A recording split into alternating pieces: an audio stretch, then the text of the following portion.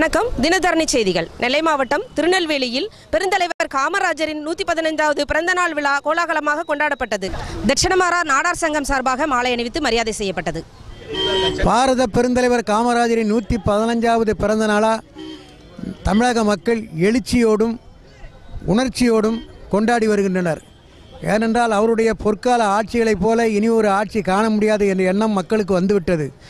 அவரை போல் ஆட்சி நடத்தாவிட்டாலும் அவர் வழியில் நடத்துகின்ற ஆட்சி நடத்த வேண்டும் என்பது மக்களின் விருப்பம். எந்த அமைப்பு அந்த இது தட்சண மாறானார் சங்க தலைவர் DR சபாபதி நடார்.